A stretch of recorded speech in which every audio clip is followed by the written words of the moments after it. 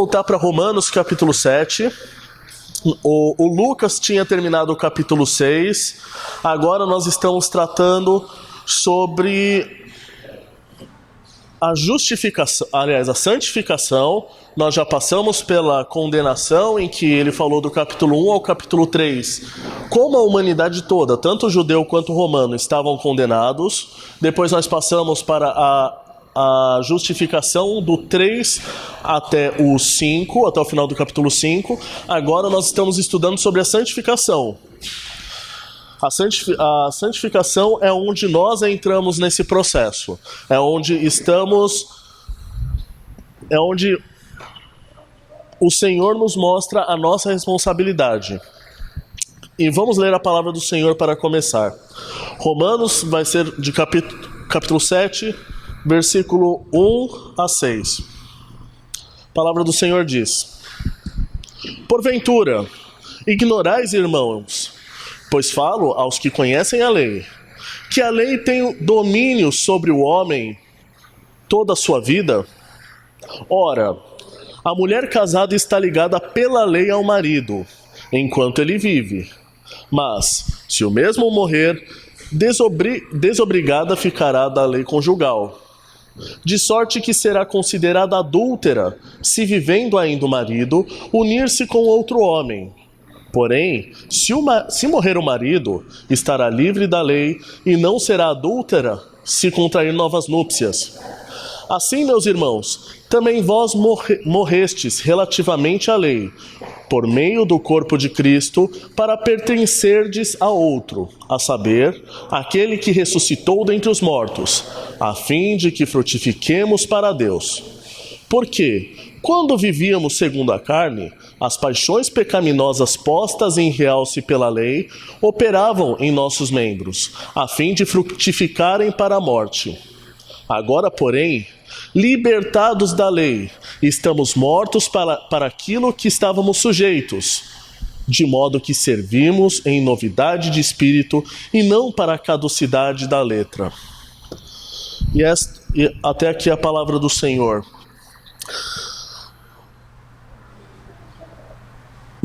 Paulo ele gostava, e ele escreveu várias vezes a relação da igreja com o casamento. E eu acho interessante nós olharmos essas relações que ele já traz em outros livros. Vamos em 2 Coríntios, capítulo 11, versículo 2. Em que Paulo também trata sobre o assunto. 2 Coríntios 11, versículo 2.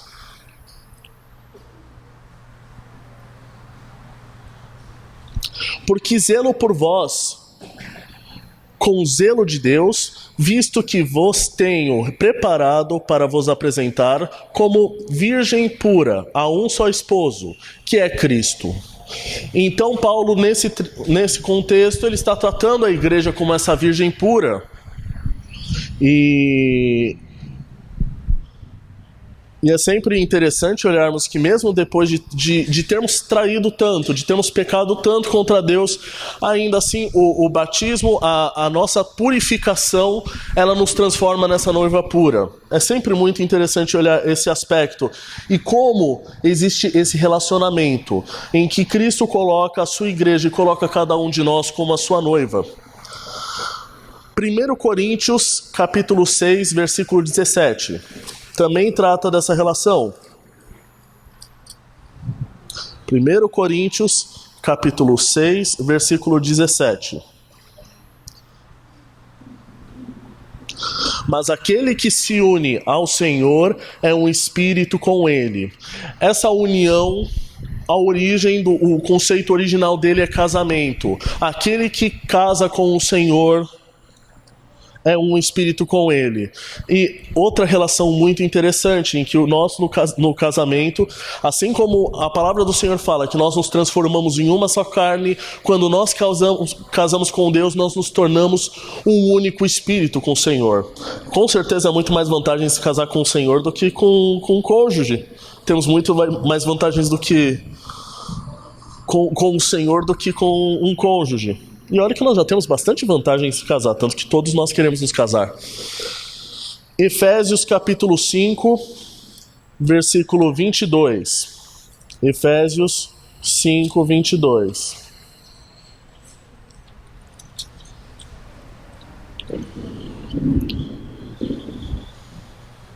E esse trecho é talvez o trecho mais detalhado que nós tenhamos na Bíblia sobre o relacionamento entre marido e mulher.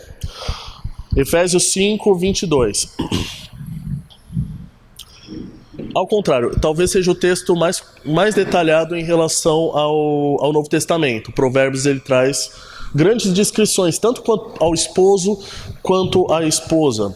Mas a palavra do Senhor diz em Efésios 5, 22. As mulheres sejam submissas aos seus maridos, como ao Senhor.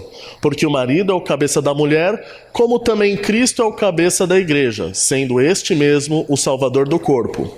Como, porém, a igreja está sujeita a Cristo, assim também as mulheres sejam em tudo submissas aos seus maridos. Maridos, amai as vossas esposas, como também Cristo amou a igreja e a si mesmo se entregou por ela, para que a santificasse, tendo-a purificado por meio da lavagem de água pela palavra, para a apresentar a si mesmo igreja gloriosa, sem mácula, nem ruga, nem coisa semelhante, porém santa e sem defeito.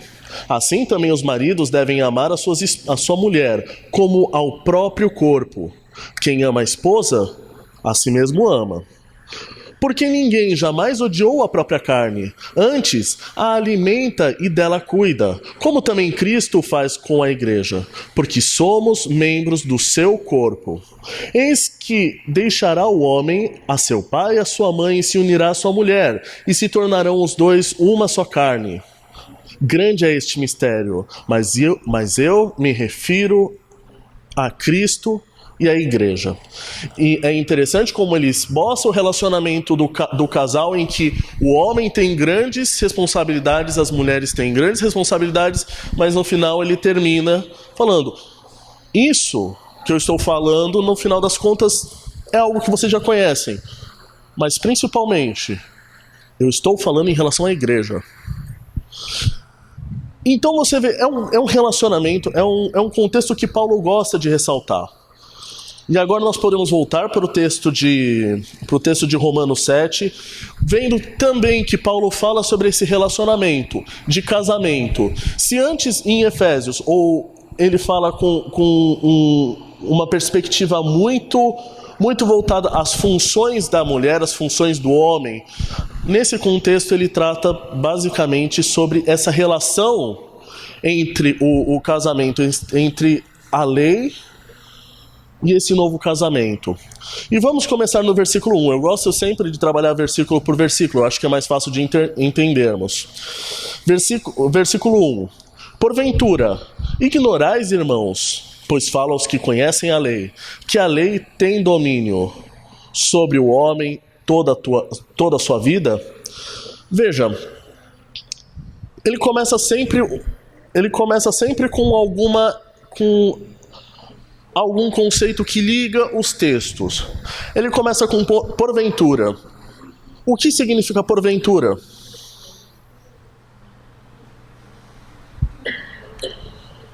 O que significa porventura?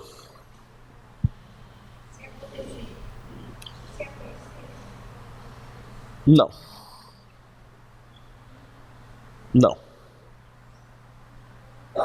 Para falar a verdade, se acaso, bom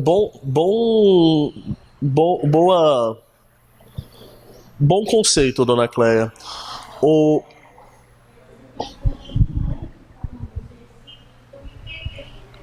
Desculpe. Tá bom. Vou tentar ser mais lento. Mas agora a gente vai ficar basicamente no texto de Romanos. Então, assim, coloca o dedo em Romanos 7, versículo de 1 a 6. Beleza? Porventura, eu acho que um conceito interessante, inclusive, que a NVI trata, não sabeis. Ou seja, ele está falando com essas pessoas. Ele terminou o trecho de Romanos 6, em que ele fala sobre a escravidão e a graça. Depois ele começa a falar: tudo bem, pessoal, vocês não sabem, no final das contas, que a lei tem domínio sobre o homem por toda a sua vida? Pois bem, ele começa falando um conceito interessante. Ele usa o termo irmãos. E ele só usa o termo irmãos em Romanos 1,13. Ele começa o trecho falando com os seus irmãos. Depois ele nunca mais trata com a igreja, as pessoas com quem ele está falando como irmãos.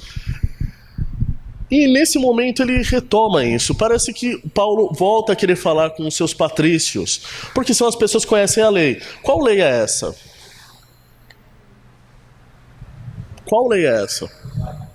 A lei mosaica, a lei de Moisés, exatamente. A lei do Velho Testamento. Não só a lei mosaica, porque a lei mosaica são os 5 primeiros livros. E a lei não é só isso, mas ela continuou por um bom tempo. Mas a lei do Velho Testamento, a lei do Senhor, exatamente.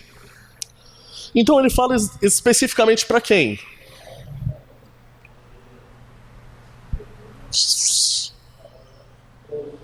Para o povo de Israel. Por que ele fala para o povo de Israel essa relação?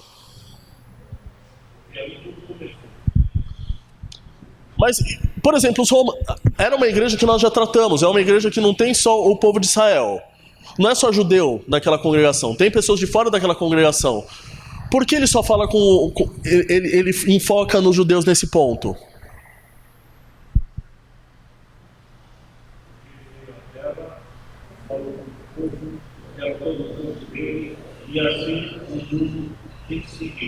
Ótimo, mas por que ele não falou com os gregos? Por que ele não falou com os romanos, que tinham sido convertidos quando cristãos?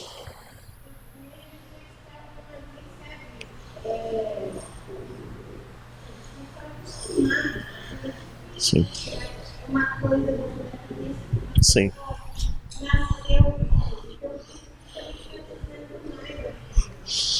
Sim.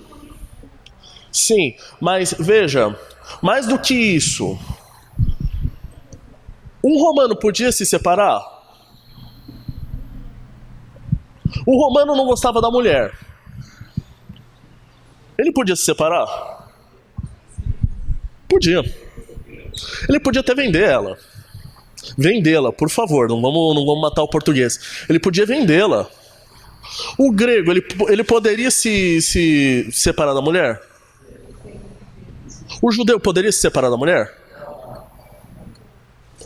A lei ela é tão clara em relação à separação, a lei de Moisés, a lei trazida pelo Senhor, que caso aquela mulher traísse o cônjuge, o que acontecia com ela? Ela era morta. Você não tinha liberdade dentro da lei do Senhor de se separar. Se você quisesse se separar por algum motivo fundamental, você apedrejava sua mulher. A sua libertação era a morte dela. Então, isso era totalmente irracional para os romanos. Para os romanos, a lei do casamento ela não era fundamental. Ela não era uma lei inexcusável, indisponível.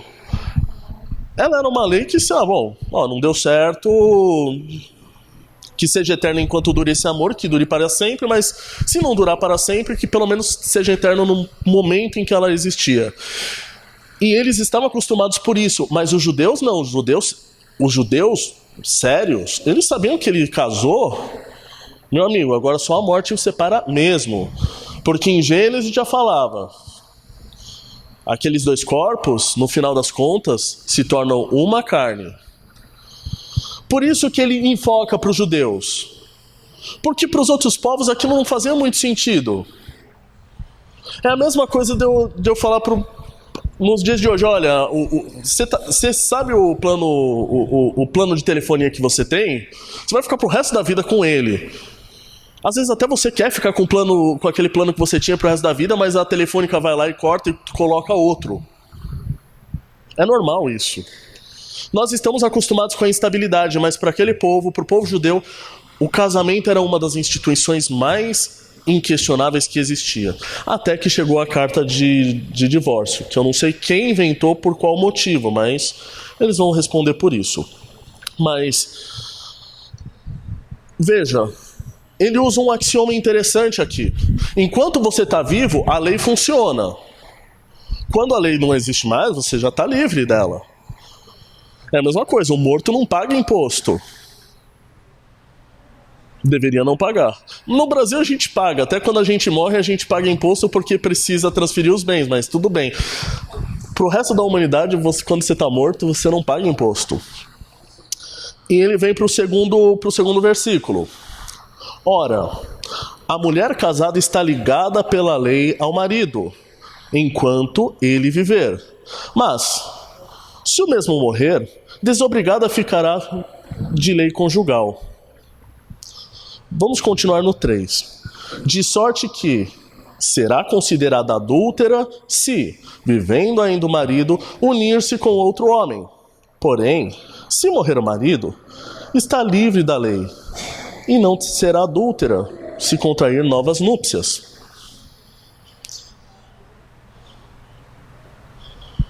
Nós conhecemos a exceção que é trazida em Mateus. Qual é essa exceção para o casamento?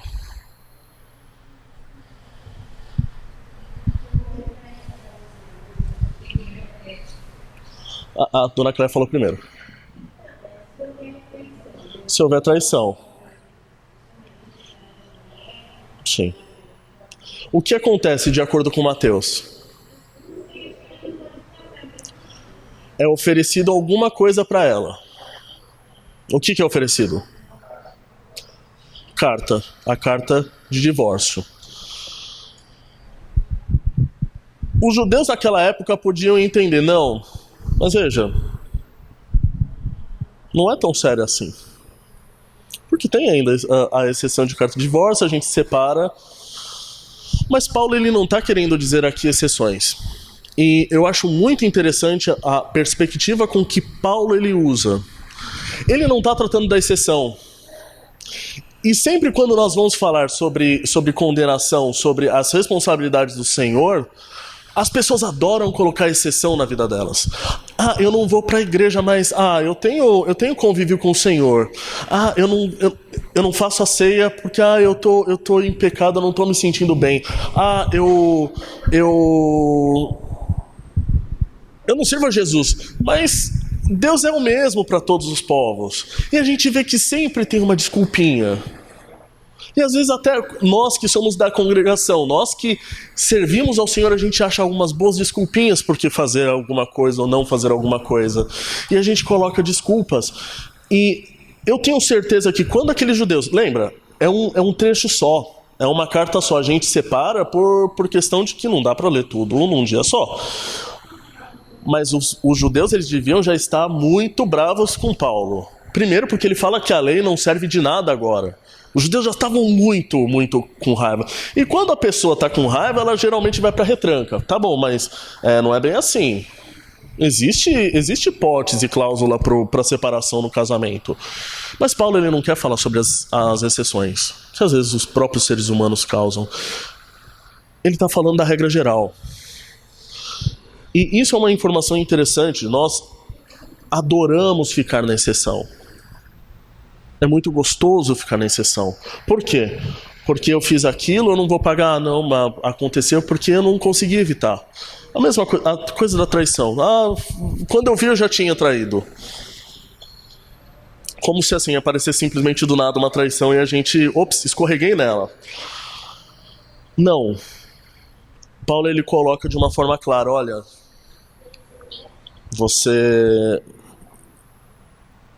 Você tá com outra pessoa, você está adulterando. Versículo...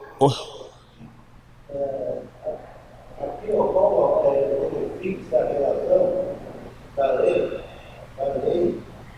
com a nossa Uhum. Por exemplo, quando morre a lei, ela só tem validade enquanto não morreu, quando a lei não morreu. Quando Jesus Cristo já puniu a lei. É como se tivesse morrido e começasse uma nova lei. Ele começa no casamento. Isso é bem claro. Se você achar que a lei ainda está viva e aceitar a lei de Cristo, está tudo errado. E é como se fosse uma fé. Obrigado por acelerar a aula. Obrigado. Exatamente. Então nós podemos terminar a aula. Brincadeira. Um dos aspectos que nós vamos tratar é exatamente esse. Exatamente esse. E por isso que é interessante a gente tratar primeiro. Não estamos falando de casamento. Estamos tratando de um relacionamento maior, que é o relacionamento do casamento entre Cristo e a igreja. E o que acaba subentendendo já o relacionamento de Cristo com cada um dos seus servos. Versículo 4.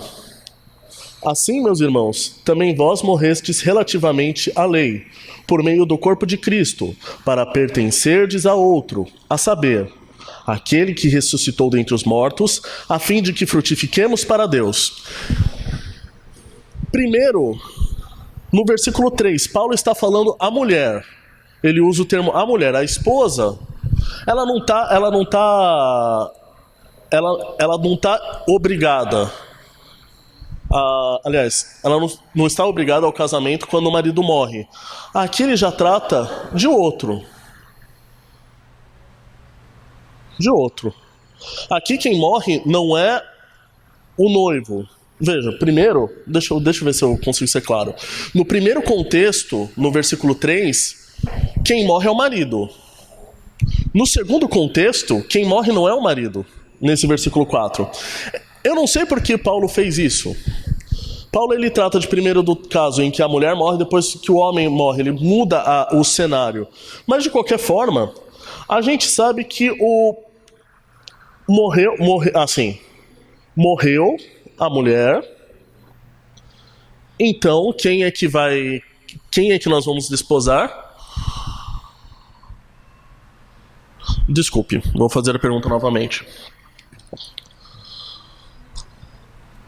A mulher, que somos nós, no caso, a igreja, e cada um de nós, ela continua viva. E nós éramos casados com o pecado. A mulher morre. Com quem nós devemos casar? Com Deus, exatamente. Especificamente, quem é o noivo? É parte de Deus, Jesus, exatamente. O judeu, ele tinha um conceito muito claro de que quando você se casava através de um contrato. Hoje em dia não é muito comum, é comum, mas não é comum. Mas famílias que têm bens, eles especificam muito bem com uma cláusula antinupcial o que é de cada um. Inclusive eu tenho uma amiga que ela trabalha com isso, especificamente.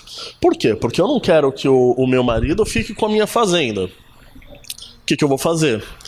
Eu faço um pacto antinupcial para falar, olha, tudo que decorre daquele bem, ela não vai ter lucro, não vai poder se separar, não vai poder reclamar por aquilo. Os judeus tinham algo parecido com isso através do dote. Porque, afinal, naquela época, a mulher era desculpe, não é uma ofensa às mulheres. Mas as mulheres, por causa de uma cultura que não vem da lei especificamente, mas vem mais do machismo do próprio homem, elas eram consideradas como um acessório. Especialmente no mundo greco-romano.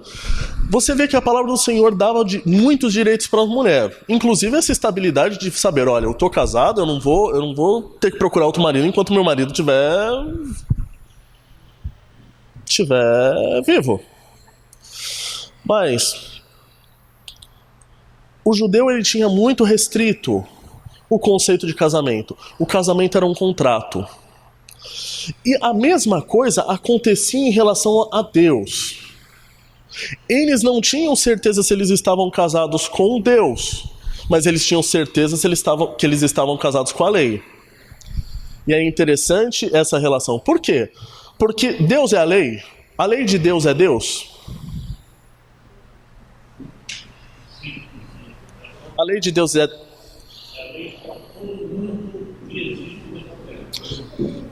Eu vou tentar melhorar, porque eu geralmente faço perguntas ruins, eu sei disso. A lei de Deus, ela corresponde a todo Deus? Não, exatamente. E Deus queria ter um relacionamento com o seu povo só através da lei ou através de tudo que às vezes não era simplesmente a lei?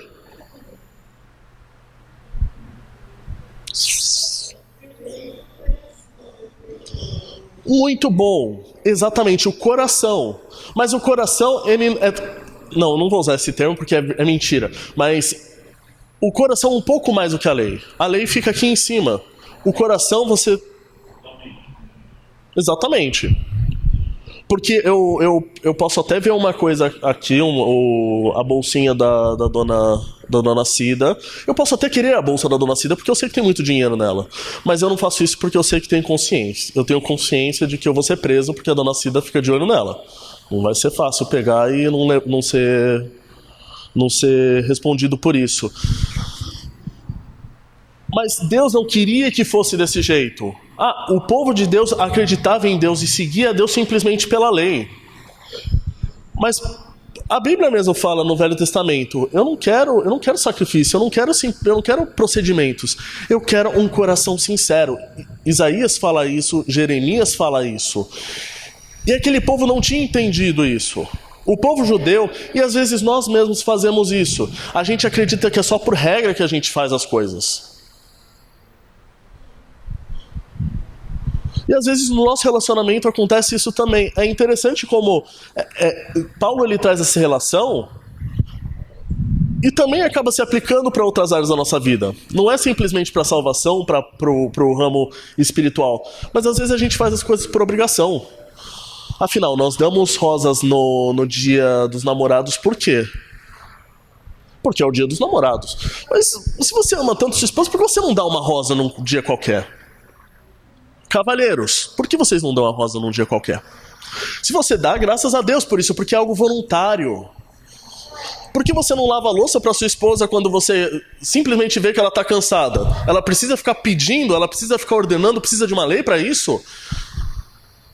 Às vezes nós nos casamos também e a gente fica na lei. Eu tenho obrigação de lavar a louça, tenho obrigação de prover para o alimento, tenho obrigação de dar um presente no dia dos namorados, no Natal, não no Novo não, mas em qualquer dia das crianças às vezes. E nós nos esquecemos um pouco de que não é essas obrigações, essas convenções que são fundamentais. A pessoa a dona Cida não se casou com o seu Almir, eu não sei da sua vida, eu falo porque assim, mas eu tenho certeza que você não se casou porque ia saber que ele ia prover o dinheiro, porque no dia dos namorados você ia ganhar um presente, porque no dia do casamento vocês iam ganhar dinheiro. Se foi isso, minha mãe já devia ter se separado, porque meu pai não dá presente. E eu posso usar meu pai porque ele não ficou ofendido.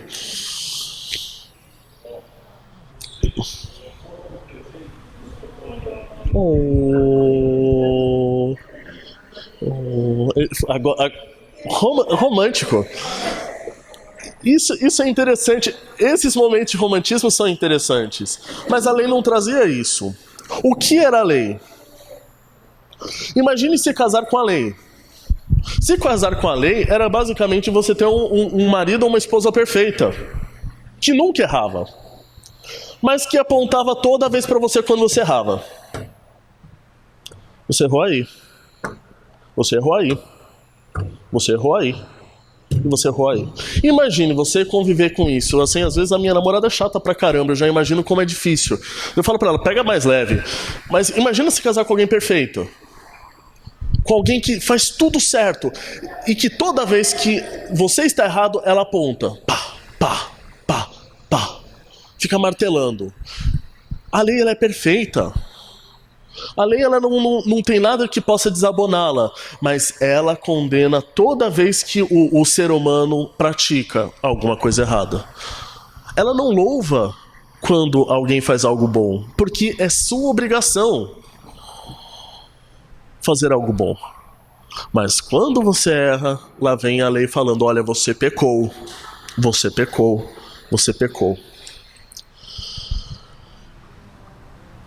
Em compensação, esse é o casamento com Cristo? O casamento com Cristo é isso? Cristo é aquela criatura, é aquele marido que fica, toda vez que você erra, ele fica apontando o dedo para você, você errou, você errou, você errou, você errou. É isso.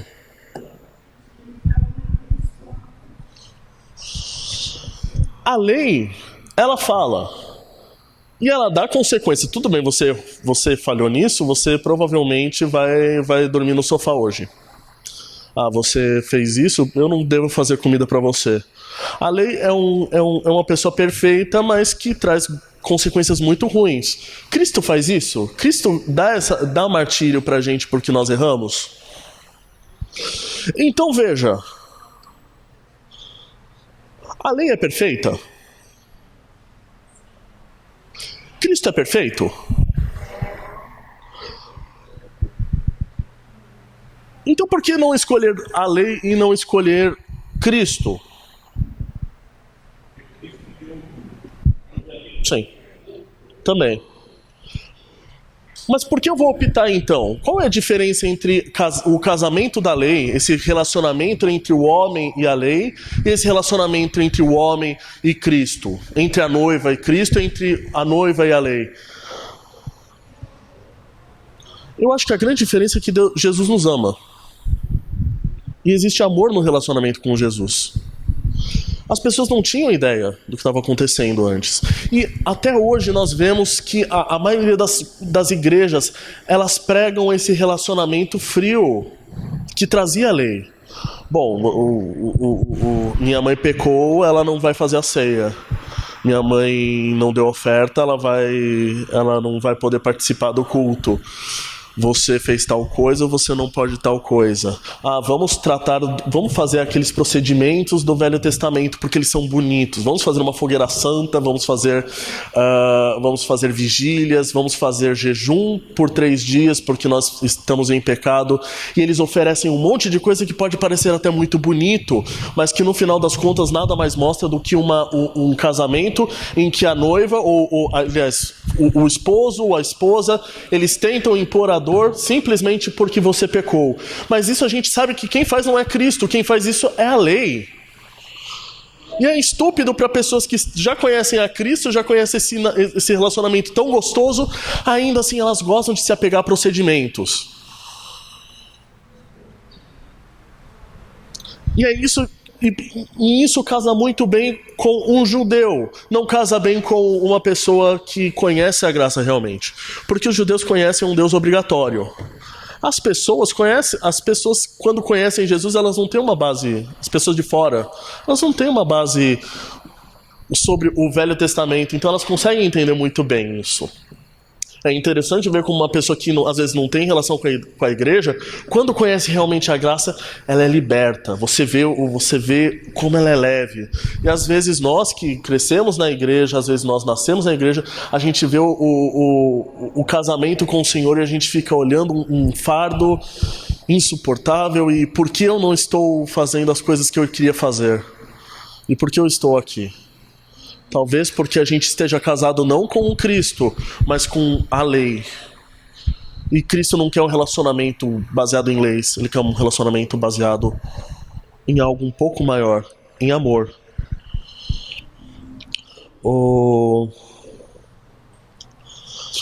Nesse versículo, ainda trata um contexto muito interessante. Assim, meus irmãos, também vós morrestes relativamente à lei, por meio do corpo de Cristo, para pertencerdes a outro, a saber. Eu gostaria de ficar focando nesse conceito pertencerdes a outro. Porque alguns estudiosos entendem que Paulo não está se referindo mais ao casamento. Ele está se referindo... Ele está se referindo à escravidão. Porque pertencer ao outro não é um relacionamento de casamento. É um relacionamento de escravidão. E nesse ponto, nós podemos entender 2 coisas. Uma, eles estão certos. E outras, eles estão errados. Porque isso acaba não mudando muito o contexto. Nós podemos pensar num casamento como o ato, e nós temos vários contextos bíblicos que, inclusive que nós já lemos, que eles comprovam isso. A mulher é submissa ao homem, o homem dá a vida pela sua mulher. Então um pertence ao outro, um tem domínio sobre o outro. Ou também nós podemos pensar que que o Espírito Santo remete ao trecho anterior que tratava sobre escravidão. Porque nós nos comprometemos como servos de Cristo? Pode ser ou pode não ser. No final das contas, muda muito pouco o contexto. Mas de qualquer forma, se nós pertencemos a Cristo, nós temos uma vantagem enorme. Nós pertencemos a Ele e Ele nos ama, então Ele não vai nos torturar. Pelo menos esse é o nosso desejo. Então nós vamos para alguns aspectos em que o casamento, esse casamento que nós temos com Cristo, ele exige, ele demanda. Exigir e demandar não quer dizer que se você não cumpre, você não possa se arrepender e voltar atrás. Nós temos um Deus que perdoa, ao contrário da lei. Isso não quer dizer que se você não está fazendo ou não está fazendo muito bem, você não possa melhorar. Isso não quer dizer também que se você não está fazendo muito bem, ele não valorize, porque Cristo sabe o nosso esforço. Nem sempre nós somos um bom cônjuge. Mas assim como aquela mulher, aquela namorada que ama a gente, assim como o marido que ama a esposa, ele sabe quando ela tenta fazer o melhor. Por mais que o arroz às vezes saia empapado, por mais que às vezes a comida saia sem sal, ainda assim o marido vê o esforço da esposa e fala, não, pelo menos ela tentou. E eu acho que Cristo tem esse mesmo relacionamento com a gente.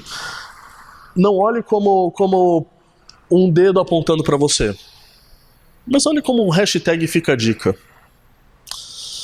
O primeiro contexto, que é o tratado do versículo 2 ao 4, é seja comprometido. O casamento, ele é para a vida toda. O casamento que nós conhecemos aqui na Terra. O com Cristo também. Existem exceções? Existem. Mas principalmente, ele não quer tratar sobre exceções. Não seja exceção nesse caso. Você tem um relacionamento para a vida inteira com Cristo. Isso é ótimo. É bom você ter uma mulher que te ama, te suporta, te conforta, está do seu lado. Quando nós estamos com Cristo é a mesma coisa. E Ele não exige nada por isso. Por isso saiba, você tem um relacionamento para a vida toda. Existem exceções? Existem. Mas não seja parte da exceção. É muito triste quando as pessoas se separam. Porque um dia elas fizeram um voto de que elas iam ficar juntas. E até aquele momento elas tinham a certeza de que elas iam ficar juntas. Então, por que elas se separaram? Alguma coisa muito errada deu no meio do caminho. E um homem muito sábio me disse uma vez que num relacionamento não existe só uma parte que errou. As duas partes erraram para não ter dado certo. E eu concordo com isso. Mas quando uma parte é perfeita, como pode dar errado o relacionamento com Cristo? Então, assim, não dá para colocar a culpa nele porque você separou. A culpa é só sua. No versículo 3, o Paulo, ele acentua: seja fiel. Tenha fidelidade. Porque nós conhecemos o adultério humano e nós sabemos o que é um adultério. Às vezes simplesmente olhar com um jeito esquisito para alguma pessoa já é adultério. Mas e o adultério espiritual? Esse é pior. Porque muitas vezes nós negociamos a palavra do Senhor, nós negociamos o próprio Senhor por conveniências. E a gente trai o Senhor. E nós vemos que o povo de Israel, ele, nos profetas menores, Deus, ele fala exatamente isso: vocês me traíram. Vocês são como uma mulher que traíram seu marido. Vocês me trocam por qualquer coisa, por qualquer deusinho, por qualquer coisa conveniente. E não pode ser assim. Seja fiel a Deus. Lembra-te. Efésios capítulo 5, versículo 27. Efésios capítulo 5, versículo 27. Me diga quando achou, dona Cleia, eu vou esperá-la. Beleza? Vamos lá. Para a apresentar a si mesmo igreja gloriosa, sem mácula, sem ruga, sem nem coisa semelhante, porém santa e sem defeito. Olhe para o seu relacionamento com Deus. Você tem se apresentado ao Senhor como santa e imaculada? Ou às vezes quando você vem aqui você está pensando em coisas que não necessariamente, eu não estou pensando no santo tal ou no espírito tal de Exu, mas eu estou pensando em coisas às vezes tão fúteis quanto. Lembra que Mamon, que o Deus que Cristo critica por os fariseus, porque eles estavam servindo a Mamon era a representação do dinheiro. E quantas vezes a gente não serve mais ao dinheiro do que ao Senhor? Eu vejo muita gente faz isso. E às vezes eu fico muito tentado. E às vezes eu caio nesse sentido. Às vezes o meu Deus é o vestibular, às vezes o meu Deus é a conta que eu tenho para pagar, às vezes o meu Deus é a secretária bonita que trabalha do lado. Eu não sei qual é o seu Deus, mas é muito difícil porque na minha vida aparecem vários pequenos deuses e que são deliciosos e que parece ser maravilhoso. E daí quando eu olho para Cristo eu fico envergonhado, porque eu não me apresento para Cristo que é perfeito, eu não estou digno dele. Eu não estou digno dele. Eu não me apresento do jeito que deveria. Olhe para sua vida e olhe os deuses que estão te cercando. Porque o primeiro passo que João 8,32 fala, ele fala: conhecereis a verdade vos libertará. E que na psicologia eles usam um termo diferente. Eles usam um termo, primeiro, antes de você se tratar, você deve reconhecer o seu vício, o seu problema. Conheça o que você tem, conheça o que tá te prendendo, as prisões que estão te aprisionando. Terceiro ponto, aliás, o quarto ponto. Não, terceiro, desculpe. Seja fecundo, versículo 4 e 5. Vamos para o versículo 5, de Romanos, capítulo 7, versículo 5.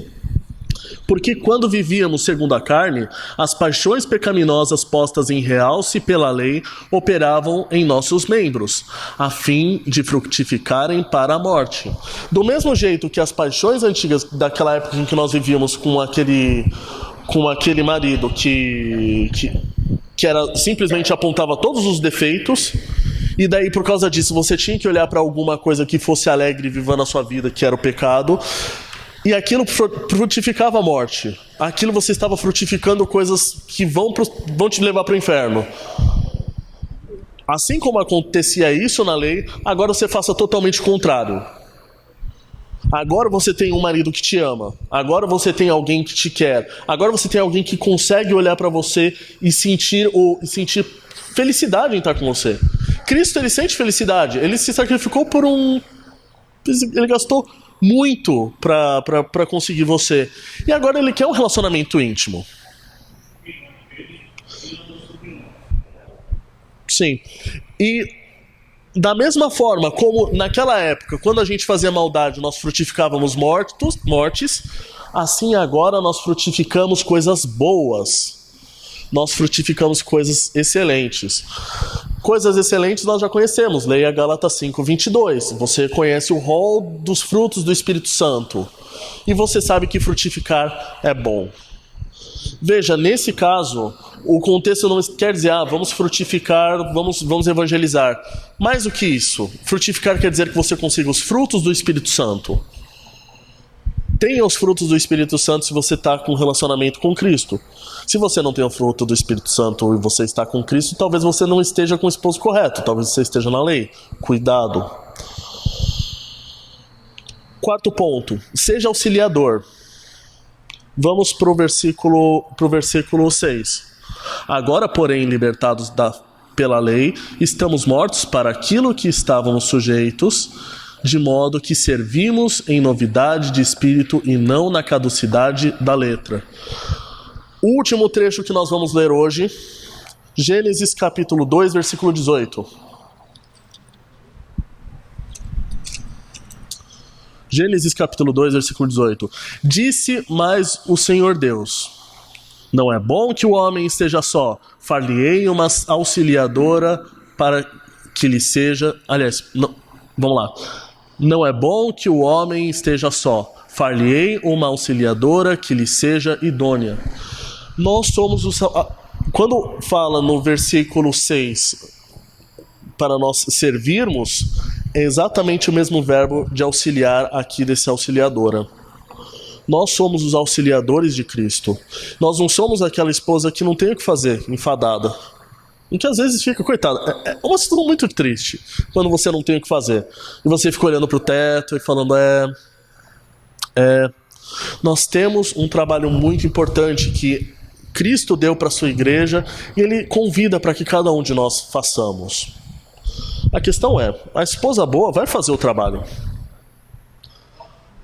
A esposa boa vai pelo menos tentar fazer, se ela não consegue. Porque nem todo mundo é perfeito. Às vezes nós somos muito atrapalhados. E Cristo sabe disso e nos ama mesmo assim.